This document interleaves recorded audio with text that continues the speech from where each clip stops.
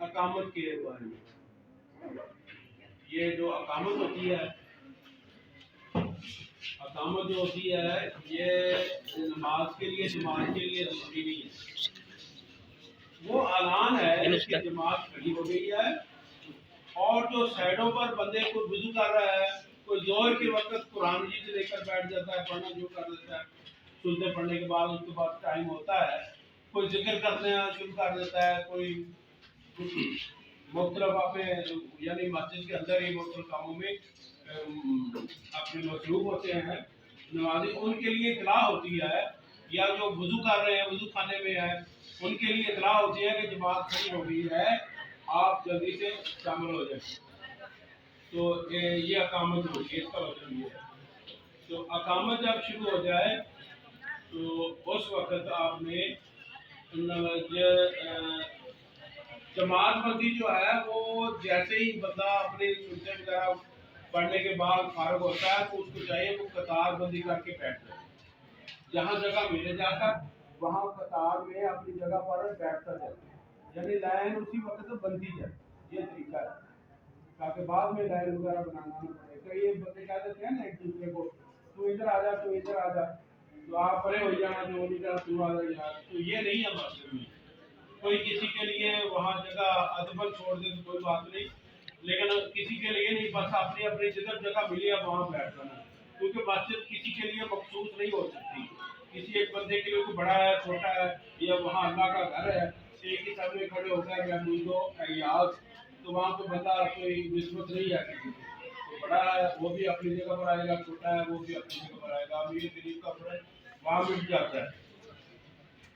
तो उसके बाद हम जब साबंदी करके खड़े हो जाएंगे और कामत भी हो जाएगी, तो फिर जब मौलाना साहब खड़े हो जाते हैं तो हमें खड़े होते ही अपनी नियत करनी है कि हमें अगर 2 रकात पढ़ रहे हैं तो 2 रकात नमाज फजर की पढ़ रहे हैं तो फजर का कहना है, 2 रकात नमाज फर्ज वक्त फजर का पढ़ता हूँ अल्लाह के लिए, मुँह बैतुल्लाह शरीफ, बैतुल्लाह कहे ज़्यादा बेहतर है, मुँह बैतुल्लाह शरीफ।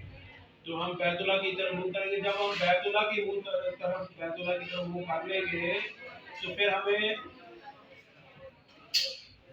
दिल में नियत यही रखनी है कि अल्लाह तेरे दरबार में हाजिर हो गए हैं और हम खाली हाथ हैं। ये खाली हाथ दिखाने हैं, ऐसे सीधे हाथ, ऐसे कर लेते हैं, ये गलत है, ये ठीक नहीं।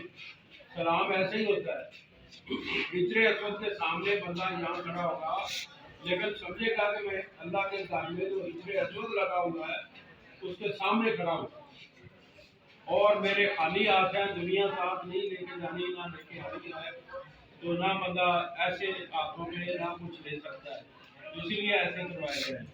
एक तो दूसरा सलाम है खाने काबा की तरफ, वहाँ से जो करते हैं ना उम्रा को शरीफ, वहीं से शुरू करते हैं, तो वो भी नियत होती है। तो दूसरा के बंदा अपने गुनाह लेकर अल्लाह के हुजूर पेश होता है, तो एक तरह की ये गिरफ्तारी भी समझ लें कि अल्लाह तेरे दरबार में मैं खुद को पेश कर रहा हूँ अपने, तो मेरे गुनाहगार हूँ, मैं तेरे दर पे आया हूँ, तो अपने गुनाह लेकर तो अल्लाह पाक मुझे बख्श दे। तो वहाँ अल्लाह की हाजिरी अल्लाह के हुजूर होती है, तो इस चीज़ का ध्यान रखना है। फिर अल्लाह यहाँ से कानों के लोगों के बराबर और खुले हाथों के साथ बंदा जो है वो ऐसे पड़ेगा, खवातीन जो है वो उनको यहाँ तक ही उठाने की जरूरत है, वो हाथ उनके सिमटे रहेंगे, जिस्म के साथ चिपटे रहेंगे और यहाँ तक उन्होंने हाथ उठाना है, खुले नहीं करने उन्होंने। खवातीन ने जिस्म को समेट कर नमाज पढ़नी है। अगर बंदा औरत की तरह, औरत बंदे की तरह नमाज पढ़ेगा तो गुनाह होगा उनको, तो उसके सीधे फिर हाथ जाकर बांध लेने को, कहीं अपने मसलक के हिसाब से जैसे आपका मसलक है वैसे आप अच्छी तरह से हाथ बांध लें।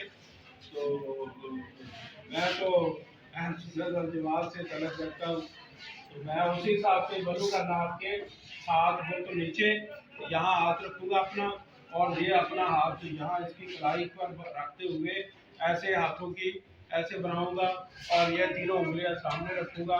तो इस हिसाब से ये उंगली यहाँ रखूँगा, ऐसे ऐसे करके मैं ऐसे बांधूँगा اور ادب سے کھڑا ہو کر تو پھر پڑھوں گا سبحانک اللہ، سبحانک اللہ، سبحانک اللہ نہیں ہے، سبحانک اللہ لفظ غلط ہو جائے گا، سبحانک اللہ صحیح لفظ ادائیگی ہوگی تو صحیح ادا ہوگا۔ تو اللہ پاک بھی کہتا ہے بندے کو کہ نمازوں کے اندر چور نہ بنو، صحیح نماز پڑھو۔ تو سبحانک اللہ ثم واہ حمدے کا، تو اس طرح سے اس کو مکمل پڑھیں گے۔ پھر جو غلطی اکثر ہوتی ہے وہ التحیات میں ہوتی ہے، التحیات، تو اتا الگ لفظ ہے، التحیات، حیات علیحدہ لفظ ہے، اس کو حیات زندگی، تو حیات کے ساتھ ملا کر پڑھنا ہے، التحیات کے ساتھ۔ آپ بتاؤ ایسے ہی ہے، التحیات، حیات کو جو ہے وہ یہ کے ساتھ ملا کر پڑھنا ہے۔ تو اس کے بعد ہے اللہم صلی علی، اب صلی علی تو غلط ہے، اللہم صلی علی، لام کے نیچے زیر ہے اور اس کو ایسے ہی پڑھنا ہے، ایسے ادا ہوگا تو پھر صحیح ہوگا۔ اور اس کے بعد ہے رب اجعلنی، ہے رب اجعلنی، تو کہتے ہیں پڑھتے ہیں عام طور پر جلدی میں پڑھتے ہیں نا رب اجعلنی، تو رب اجعلنی لفظ غلط ہے، رب اجعلنی یہ صحیح ہوگا۔